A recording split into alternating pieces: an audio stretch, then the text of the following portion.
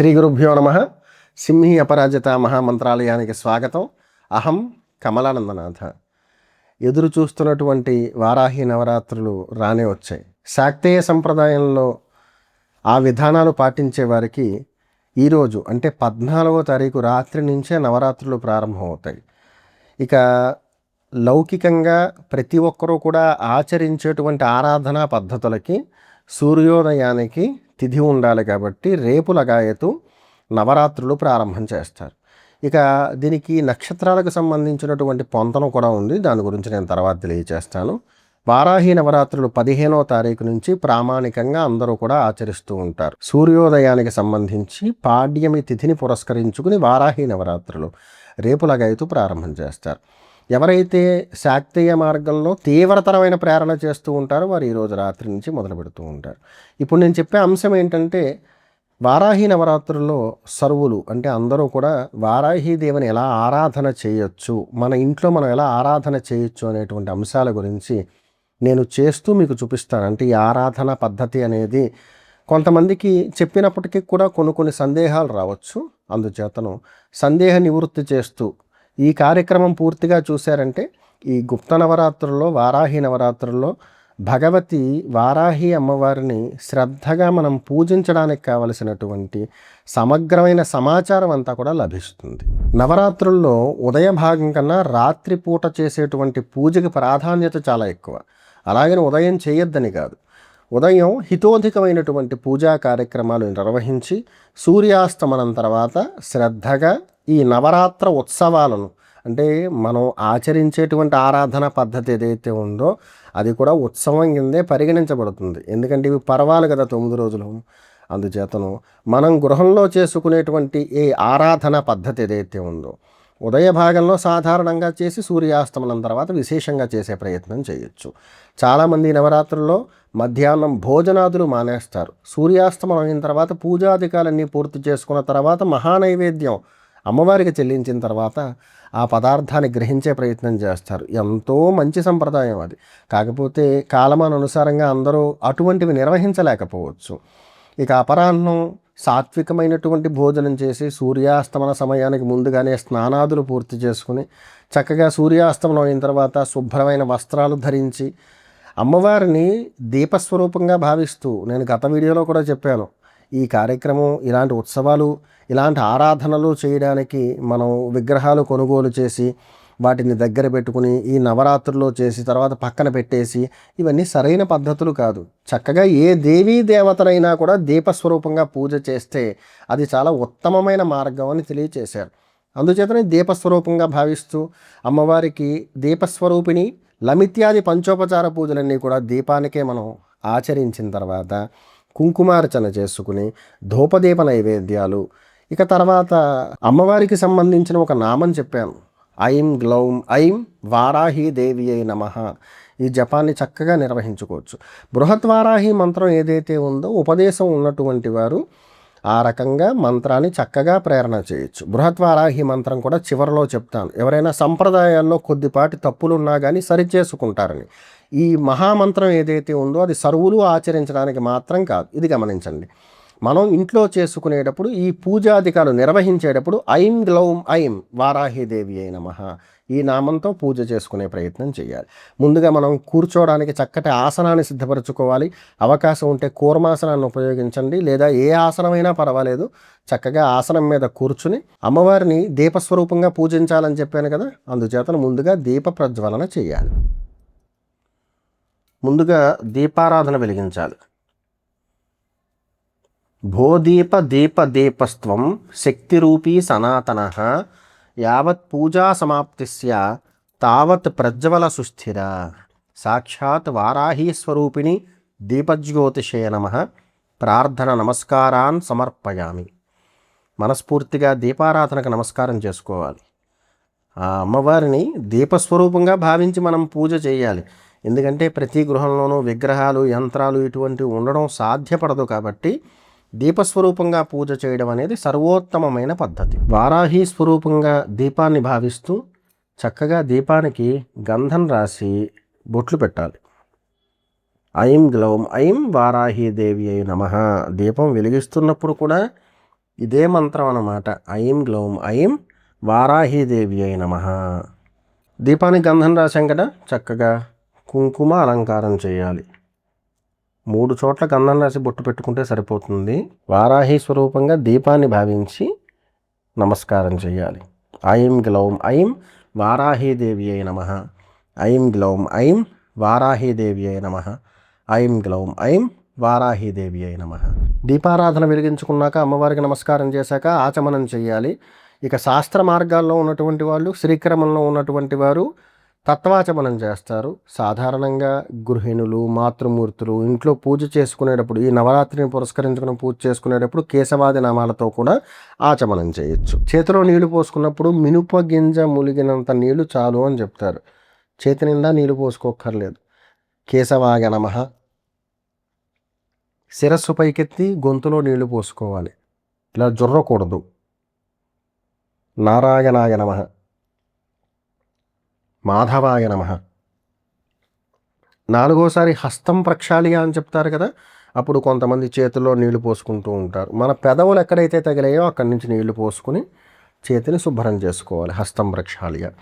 గోవిందాయ నమః, విష్ణవే నమః, మధుసూదనాయ నమః, త్రివిక్రమాయ నమః, వామనాయ నమః, శ్రీధరాయ నమః, హృషికేశాయ నమః, పద్మనాభాయ నమః, దామోదరాయ నమః, సంకర్షణాయ నమః, వాసుదేవాయ నమః, ప్రద్యుమ్నాయ నమః, అనిరుద్ధాయ నమః, పురుషోత్తమాయ నమః, అధోక్షజాయ నమః, నారసింహాయ నమః, అచ్యుతాయ నమః, జనార్దనాయ నమః, ఉపేంద్రాయ నమః, హరయే నమః, శ్రీకృష్ణాయ నమః, శ్రీకృష్ణ పరబ్రహ్మణే నమో నమః.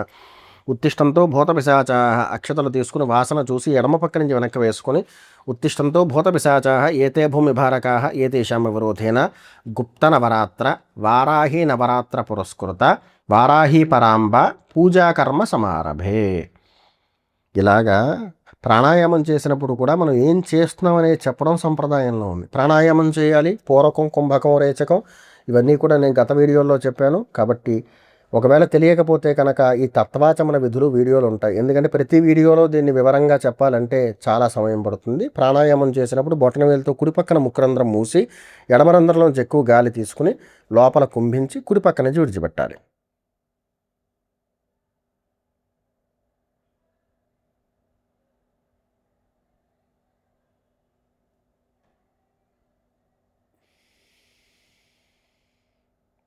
ఐం గ్లౌం ఐం వారాహీదేవి అయి నమః. పూరకంలో ఒక్కసారి, కుంభకంలో గాలి లోపల ఆపినప్పుడు 2 సార్లు, రేచకంలో ఒక్కసారి చెప్పాలి.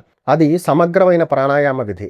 ఇక ప్రాణాయామం అనేది త్రిధవ, కనీసంగా 3 సార్లు చేయాలి. ఇక ప్రాణాయామం అనేది త్రిధవ అంటే కనీసంగా 3 సార్లు ఆచరించాలి.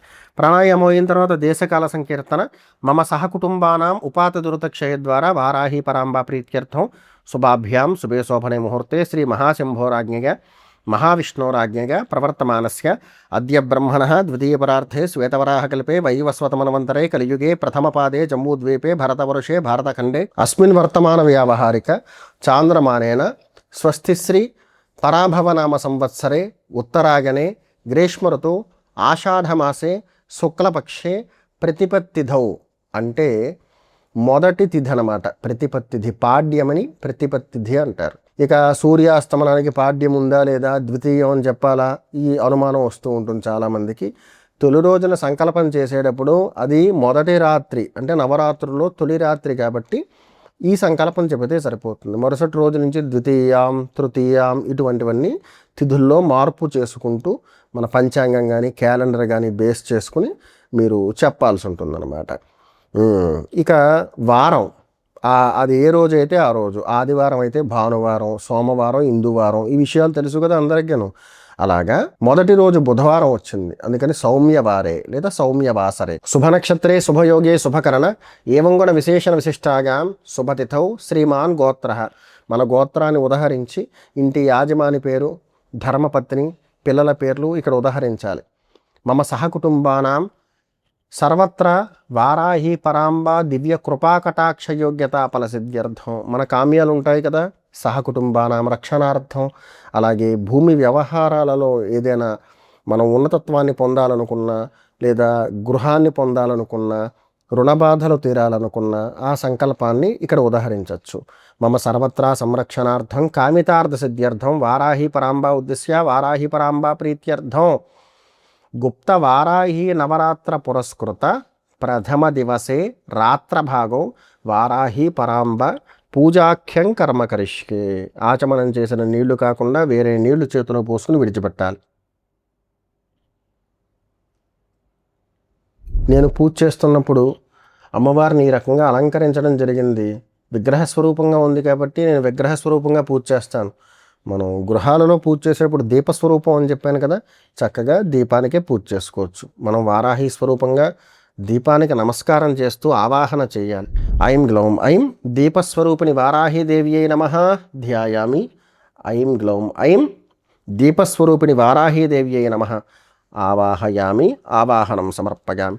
నవరత్న ఖచిత స్థాపిత సింహాసనార్థం పుష్పాన్ సమర్పయామి. ఐం గ్లౌం ఐం వారాహీదేవి అయి నమః పాదగో పాద్యం సమర్పయామి. అమ్మవారి మూర్తి నాకు అందుబాటులో ఉంది కాబట్టి పాదాల మీద నీటిని ప్రోక్షణ చేశాను. అదే మీరు దీపానికి పూజ చేస్తుంటే దీపం మీద ప్రోక్షణ చేయక్కర్లేదు. ఇలా నీరు తీసుకుని తీర్థపాత్ర ఏదైతే ఉంటుందో అందులో విడిచిపెట్టాలి.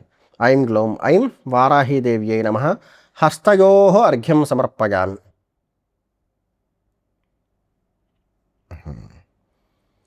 దీపానికి పూజ చేస్తున్నప్పుడు దీపానికి చూపించి తీర్థపాత్రలో విడిచిపెట్టడమే. ఐం గ్లౌం ఐం వారాహీదేవి అయి నమః ముఖే ఆచమనీయం సమర్పయామి. ఐం గ్లౌం ఐం వారాహీదేవి అయి నమః శిరసస్రపయామి. స్నానం. ఐం గ్లౌం ఐం వారాహీదేవి అయి నమః. ఈ మంత్రాన్ని ఉదహరిస్తూ చక్కగా కొంతమంది కలశాలు ఏర్పాటు చేసుకుంటారు కదా, కలశం మీద నీటితో ప్రోక్షణ చేయొచ్చు. ఐం గ్లౌం ఐం వారాహీదేవి అయి నమః స్నానం సమర్పయామి.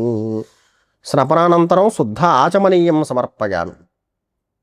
ఆచమనీయం అంటే తాగడానికి నీళ్లు అని అర్థం. ఐం గ్లౌం ఐం వారాహీదేవి అయి నమః వస్త్రార్థం పుష్పం సమర్పయామి. ఐం గ్లౌం ఐం దీపస్వరూపిణి వారాహీదేవి అయి నమః కంచుకార్థం పుష్పం సమర్పయామి. ఇక్కడ యజ్ఞోపవేతం అనేది ఉదాహరించకూడదు, కంచుకం అని చెప్పాలి.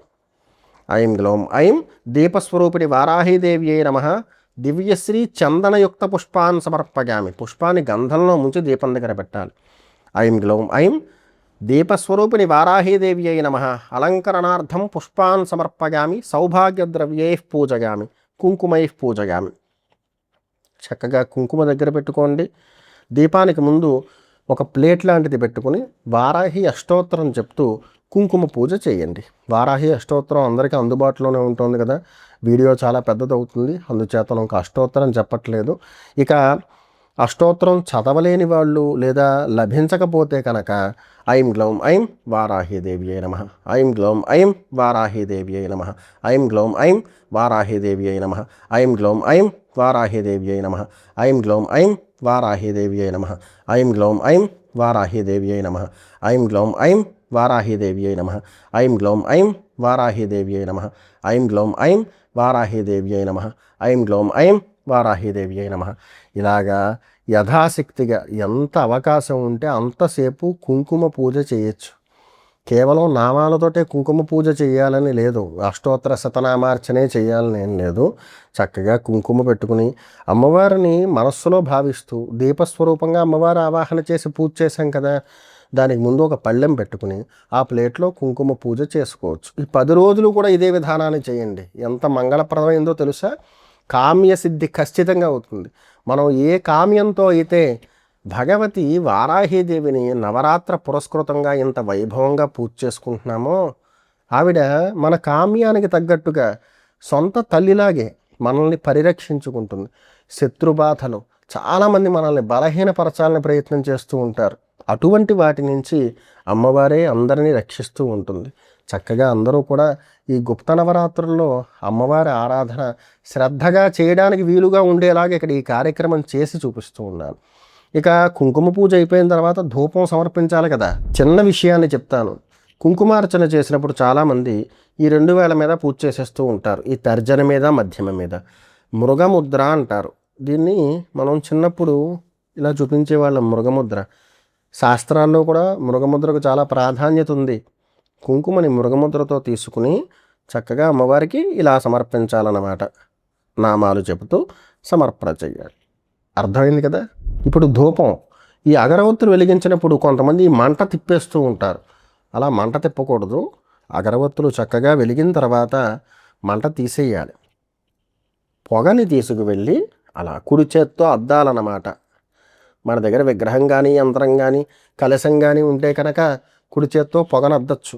అదే మనం దీపానికి దీపస్వరూపంగా వారాహిని ఆవాహన చేశాం కదా అమ్మవారిని, ఒకవేళ అలా చేసేవాళ్ళు దీపానికి దగ్గరగా పెట్టి పొగ చూపించక్కర్లేదు. మనం పూజ చేసేటువంటి ప్రదేశం ఏదైతే ఉందో సుగంధభరితంగా ఉండాలి. అందుచేతనే చక్కగా ధూపాన్ని వెలిగించి పక్కన పెట్టుకోవచ్చు. మనం వెలిగించిన దీపానికే ఐం గ్లౌం ఐం వారాహీదేవి అయి నమః సాక్షాత్ దీప నమస్కారం సమర్పగామి. ధూపదీపానంతే శుద్ధ ఆచమనీయం సమర్పగామి. ఆచమనం అంటే చెప్పాను కదా, నీళ్లు తాగించడం అన్నమాట. విగ్రహం ఉంటే కనుక ఇలా నీళ్లు తీసుకుని నోటి దాకా పెట్టి తీర్థపాత్రలో విడిచిపెట్టచ్చు. అదే దీపానికి చూపిస్తే పుష్పంతో నీటిని తీసుకుని దీపానికి చూపించి పక్కన విడిచిపెట్టేసేయాలి. దీపం మీద నీళ్లు చల్లకూడదు. ఆ నూనెలో కానీ నెయ్యిలో కానీ నీళ్లు పడకూడదు అన్నమాట. తర్వాత నైవేద్యం. నైవేద్యానికి ఇందులో చాలామందికి తెలుసు వ్యాపక మండలం గురించి. అలా వేసి నైవేద్యం పెడితే ఆ ప్రదేశం అంతా కూడా శుద్ధి అవుతుందని. ముందుగా పుష్పంతో ప్రదేశం మీద నీళ్లు చల్లుకోవాలి. తర్వాత గంధం తీసుకుని మధ్యవేలుతోటి అధో త్రికోణం, కోణం కిందకు ఉండేలాగా అధో త్రికోణం వేయాలి. ఇలా వేయడానికి మనం వేలు ప్రారంభం చేసిన తర్వాత ఆ త్రికోణం పూర్తయ్యేదాకా వేలు పైకి ఎత్తకూడదు. తర్వాత వృత్తం అంటే రౌండ్ అన్నమాట. ఆ 3 కోణాలని తాకుతూ వృత్తం. తర్వాత చతురస్రం. ఈ వృత్తాన్ని తాకుతూ చతురస్రాకారాన్ని వేయాలి. ఇప్పుడు వ్యాపక మండలం సిద్ధమైంది. అక్షతలు తీసుకుని వ్యాపక మండలం మీద వేసి ఐం వ్యాపక మండలాయ నమః అని చెప్పాలి. ఇది చాలా పవిత్రమైనటువంటి ప్రదేశం. వ్యాపక మండలం వేసింది. దీని మీద నివేదనని స్థాపన చేయాలి. నివేదనకి ఎప్పుడు కూడా ఒక ఆధారం ఉండాలి. నేను మీకు సులభంగా అర్థం అవుతుందని డ్రై ఫ్రూట్స్ నైవేద్యం పెడుతున్నాను. అమ్మవారు కూడా చాలా ప్రీతిపాత్రం అవి. ఇప్పుడు మనం ఒక మంత్రంతో ఈ పూజా కార్యక్రమాలు చేస్తున్నాం కదా, ఆ మంత్రంతో నీటిని ప్రోక్షణ చెయ్యాలి. ఐం గ్లౌం ఐం వారాహీదేవ్యై నమః ఐం గ్లౌం ఐం వారాహీదేవ్యై నమః ఐం గ్లౌం ఐం వారాహీదేవ్యై నమః. దీపస్వరూపిణి వారాహి పరాంబాయే నమః. శుష్కఫల నైవేద్యం సమర్పగామి. నివేదనాంగ ఆపోసనం కల్పగామి. ఐం గ్లౌం ఐం ప్రాణాయ స్వాహ. ఐం గ్లౌం ఐం అపానాయ స్వాహ. ఐం గ్లౌం ఐం వ్యానాయ స్వాహ. ఐం గ్లౌం ఐం ఉదానాయ స్వాహ. ఐం గ్లౌం ఐం సమానాయ స్వాహ. ఇలా 5 సార్లు చూపించాలి.